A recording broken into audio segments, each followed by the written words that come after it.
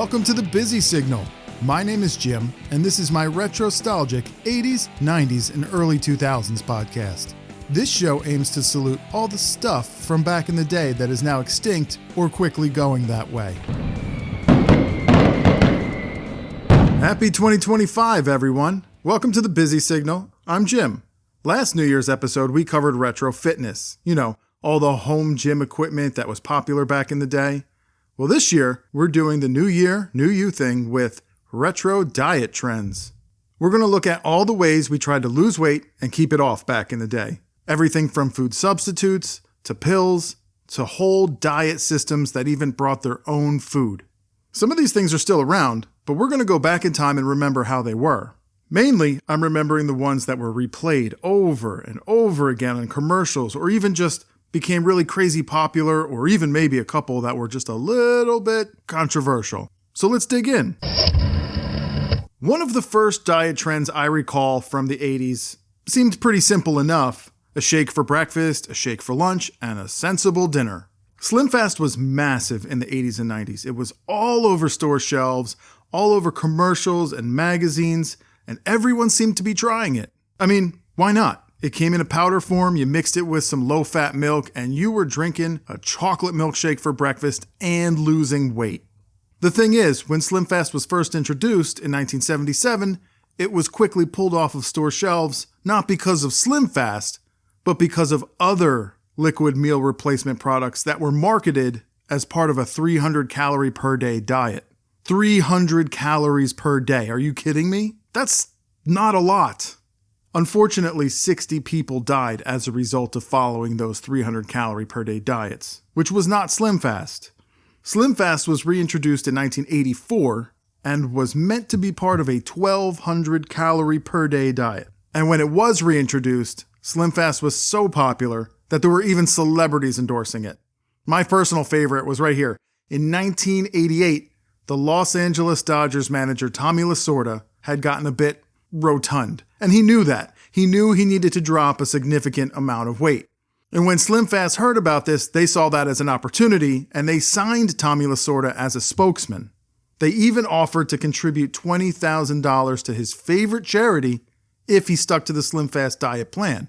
Not only did Tommy stick to the plan, but he lost 30 pounds in just a few months. When I look like this, my guys challenge me to lose 20 pounds. Me, Tommy Lasorda, the guy who loves to eat. Well, I lost 30 pounds in 3 months with Ultra Slim Fast. The plan was easy. I have a delicious shake for breakfast, one for lunch, and then a healthy dinner, even pasta. And I don't feel hungry. The pounds drop off and I feel great. You know, this is the first time I ever lost anything and felt good about it. Ultra Slim Fast. Give us a week. We'll take off the weight. And that's pretty successful when you think about it, 30 pounds in just a few months. But there are studies that are mostly inconclusive if Slim Fast even works at all. And when you think about it, substituting 2 meals with any liquid protein drink and keeping your daily caloric intake below 1,200 calories, that's pretty much always going to result in weight loss. So I don't even really care if Slim Fast works or not. It was really cool seeing people like Willard Scott or Tommy Lasorda or whoever else was a celebrity spokesman in the 80s and 90s for Slim Fast. Those commercials just were always on. And keeping in line with meal substitutes, condiments and individual food substitutes became a thing in the 80s as well. The war on fat and saturated fat, cholesterol, things like that, that was fully declared in the 1980s. Butter immediately became a no-no. Thus, the market for butter substitutes quickly grew. There were all sorts of products on the grocery shelves promising to deliver rich, buttery taste, and one such famous product literally named itself, "I can't believe it's not butter." But if it's not butter, what is it? It's margarine. Plain and simple. Just like Country Crock or Promise, it's a butter spread, but it's not butter, it's margarine. And besides its legendary name, it also had a legendary spokesperson. In 1994, Fabio signed on to be the celebrity endorsement of I Can't Believe It's Not Butter. And if you lived under a rock in the 90s, you have no idea who Fabio is. But for the rest of us, he's a very beefy, muscly, blonde, flowing hair model who appeared on I don't even know how many romantic novel covers. You know, That's Fabio. She wanted to remember the love they shared for butter, but cholesterol took away their passion until... I can't believe it's not butter. I can't believe it's not butter. The taste you love without the cholesterol. What a work of art. And I don't really know if Fabio, who is at least in his 60s now, is still bearing his chest on romantic novel covers, but I do know that he is still the spokesman for I Can't Believe It's Not Butter. And if you didn't want a butter spread, I Can't Believe It's Not Butter made a butter spray. You can spray on some butter flavor on some of your vegetables or whatever else you want. And I mentioned Country Crock, I mentioned Promise, but there's no shortage of butter substitutes in the world, let me tell you. My personal favorite, it's a product called Butter Buds. And I have firsthand experience with this. It was nasty, let me just tell you. It's this weird yellow powder that delivered this kind of butter flavor. And I use the term butter flavor very loosely, by the way. It was tacky. I mean, it would kind of melt and adhere to your food, and it wasn't good. I might be a little scarred from it. Ever wonder why they call it a stick of butter? Because it sticks to your hips and your tummy and your heart and your... But enough about that, because now there's Butter Bud Sprinkles, the natural flavor of real butter, without a lot of those naughty things like fat, sodium, cholesterol. And with just 4 calories per serving, Butter Bud sticks to your ears, not your thighs. So try Butter Bud Sprinkles and get off the stick. But back to I Can't Believe It's Not Butter. And if you don't think that's a long enough name, neither did they. In 2017, the company who owns I Can't Believe It's Not Butter rebranded its product in the UK. And what do you think they called it? I can't believe it's so good, ... for everything, ! Obviously, this was weirder than I Can't Believe It's Not Butter, and then it was shortened to I Can't Believe It's So Good. And for reasons unbeknownst to anybody, probably, by 2019, it reverted back to I Can't Believe It's Not Butter. Go figure, right? And if butter was off the table in the 1980s, bacon was definitely not hitting the pan if you were health or weight conscious in the 80s. No way. You were not partaking in this beloved, smoky, crispy breakfast meat. You swapped it out for a lower fat option. Sizzling bacon was the solution to a lower fat bacon. But just like I Can't Believe It's Not Butter, what is sizzling bacon? Because bacon comes from the pork belly of a pig, and then it's smoked, right? Sizzling was a combination of turkey, beef, and pork, finely ground together with a little bit of fat, so that it would kind of crisp up in a pan. Move over, bacon. There's something leaner. Tasty sizzling. Whoa, sis, what's the matter with my bacon? Here's what's the matter. F-A-T, fat. Sizzline's 50% leaner than bacon. It's all real meat without all the fat. Mmm, delicious. Move over, bacon. There's something leaner. Sizzling breakfast strips from Swift. So why sizzle fat? Sizzle lean.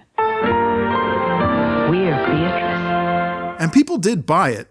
It never surpassed actual bacon sales, but sizzling and I Can't Believe It's Not Butter are prime examples of the 80s and 90s diet trend of cutting out the fat. You wanted to not eat the fat, but you still wanted to eat the foods that were fatty, so we came up with substitutes for that. This also included things like egg beaters, because egg yolks had fat and cholesterol, and salt was also substituted. There were salt substitutes, so essentially, I guess, I just gave you all the ingredients for an extremely low-fat 80s and 90s diet-conscious breakfast. Sizzling bacon, egg beaters, egg whites, cooked in I Can't Believe It's Not Butter, seasoned with a salt substitute, one of which I can think of is one called New Salt. New spelled N-U. So, I mean, if you want to try that, take a picture of it. Send it to me at BusySignalCast at Instagram. That'd be interesting. And if fat was bad, you better believe by the late 80s, early 90s, the war on sugar had already begun. If you went to any diner, anywhere, there was always a little container full of some colorful packets. You had a plethora of sugar substitutes to choose from. There was the blue packets, the pink packets, the yellow packets, the whatever other color there might have been. Maybe there was a green packet, I can't remember. My point is, there was a lot of sugar substitutes going on. And because sugar was bad, no 80s and 90s diet would be complete without diet soda. Diet sodas were really not a new thing. They dated back to like the 40s and 50s. But not in the way that we know them today, really. Today's diet sodas are marketed for everybody who is calorie and diet conscious. Those who want soda, but also want to watch their waistline. When diet sodas first came out, the word diet was short for dietetic. It was originally developed for hospitals to give to diabetic patients with sugar restrictions. In 1979, Diet 7-Up was released, and Coca-Cola already had Tab, but saw that they needed a self-branded Diet Cola, and in 1982, Diet Coke hit the market, and the diet soda business hit the moon. You know what's new? Diet Coke! And you're gonna drink it just for the taste of it. Introducing Diet Coke. You're gonna drink it just for the taste of it. Living good with Diet Coke. This is the one from Coca-Cola. Recall the taste with just 1 calorie. Just for the taste of it. Just for the taste of it. Diet Coke. It became fashionable to have a diet soda in your hand, you know? When you think about the 80s, you think about like Rubik's Cubes, you think about, sunglasses and Walkmans, and then there's a diet soda somewhere with a straw hanging out of it. Always a diet soda in the 80s and 90s. Did you have a favorite diet soda back in the day? Does it still exist today? So far, we've covered breakfast items, we've covered condiments, sodas, but what if you want a little snack? We covered Snackwells back in the 90s Snacks episode, and how it created the Snackwell effect. Essentially, the thought that one can eat twice as much of a food because it's fat-free, and how that mentality may have actually contributed to obesity in America. But here's a blast from the past. Wow chips were introduced by Frito-Lay in 1998. These were low-fat chips. I know, mind-bending. You could now enjoy Lay's, Ruffles, Doritos, and Tostitos guilt-free. But there was a problem. The fat substitute used in the chips caused a few gastrointestinal issues that included abdominal cramping and other symptoms. If you're that interested in the other symptoms, Wikipedia will scratch that curiosity itch. I'm not going to do it right now. This is a family show. Essentially, the fat substitute, Olestra, stops the body from absorbing some vitamins and nutrients. One can see where that would be a problem. Once these issues came to light, the WOW brand was rebranded. It's not known officially if that rebranding was because of the Olestra issues, but it continued being sold until 2016. Under a different branding, it was called Light. Instead of WOW, they were called Light. Fat-free chips. What will they come up with next? If it was too much of a hassle to purchase all of your super healthy food substitutes and then learn how to make those meals with them, you had options. You could join a weight loss management system. The perk of this is that all of the meals would come from the system you joined. And the one system that I really remember, because its jingles buried themselves in my head and now live there, is Jenny Craig. The commercial jingle was constantly getting stuck in my head. Let yourself feel how you wanna feel. 1-800-94-JENNY. We're right here by your side and we're for real. 1-800-94-JENNY. Call 1-800-94-JENNY today and lose 20 pounds for $20. Jenny Craig, you won't just lose, you'll win. You won't just lose, you'll win. 1-800-94-JENNY. 1-800-94-JENNY. And just when I thought I'd get it out of my head, I'd see the commercial again, and then boom, it's right back in there for another month and a half, and I'd be tortured all over again. The thing about the Jenny Craig jingle was that the phone number was the jingle. Every year, the jingle would change because the phone number included the year. It included the current year. So in 1994, it was like 1-800-94-JENNY. And I don't know how many years that went on for, but I noticed it. And just like I Can't Believe It's Not Butter and Slim Fast, Jenny Craig also had some celebrity endorsements. One that I really remember is Kirstie Alley. She represented Jenny Craig from 2004 to 2007, and she lost 75 pounds. And then she was followed in 2007 by Valerie Bertinelli, and that was a big deal. That was all over the news. But really for me, it was all about those catchy jingles from the 90s. That's what I remember the most. All right, you don't want to cook with your food substitutes, and you don't want to join a possibly pricey pre-made meal plan, but you still wanted to shed some pounds back in the day. What do? Well, another diet trend presented itself in 2001.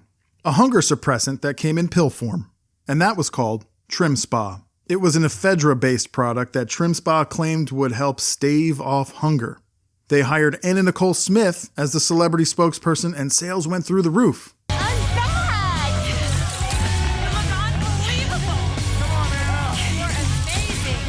Get the attention you deserve. Anna, how did you do it? Trim Spa, baby. Anna, the ultimate comeback. Make yours. 1-800-TRIM-SPA or trimspa.com. But there was a problem. Ephedra was banned in the United States in 2004, and then it was upheld in court battles after 2006. So by 2008, Trim Spa filed bankruptcy and folded. But for a while there, in the early 2000s, Trim Spa ads were abundant, and the over-the-counter drug was everywhere. You could buy it at gas stations. It was that popular. And then boom, gone. Just like this segment, real short. Did you remember these diet trends? Did you try any of them back in the day? Is the Jenny Craig jingle still stuck in your head too? Diet and health trends change so quickly, and if you want a really good laugh, hit up YouTube and search, "This is why eating healthy is hard. Time travel dietitian." It's a 4-minute video by Funny or Die, and it pretty much sums up retro diet food fads in the most hilarious way possible. I've watched it several dozen times over the last few years. It's just as funny to me every single time. So I'll be posting all the commercials from this episode, maybe even a few extra ones, on Instagram at BusySignalCast. Be sure to give a follow for a daily shot of nostalgia. All of December was Christmas-themed commercials, all the classics and maybe even a few deep dives. And if you liked this episode, please consider subscribing on Apple or Spotify. Leave a 5-star rating and a positive review. I'll read it in a future episode, just like I'm about to do right now for Roba's AI bot on YouTube, who commented on the Extinct Sodas episode 15. He writes, "Never knew 7-Up Cola was an unused Dr. Pepper recipe. I was 7 when it came out and don't recall ever trying it. Hashtag bring back Cool Spot." I agree with the Cool Spot thing. That should come back. So thanks, Roba's AI bot, for listening and commenting. He, of course, is referencing how 7-Up released 7-Up Gold in the 80s and had purchased the recipe from, you know what? This was all covered in episode 15. If you haven't heard it yet, head back and check it out for free, as are all Busy Signal episodes. So thanks everyone for hanging out and remembering old school diet trends. Have a healthy and happy new year. Once again, I'd like to say thanks for listening. And as always, you can listen to The Busy Signal everywhere quality podcasts are streamed. Hit the subscribe button to have a new episode delivered directly to your favorite device every other Friday. If you really like the show, leave a 5-star rating or a positive review on Apple and Spotify.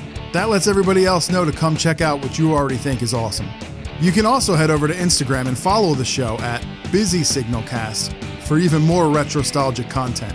I share a good amount of fun stuff that isn't mentioned on the episodes. While you're there, say hi in the comments. Don't be shy. And until next time, remember, reach out and touch the past.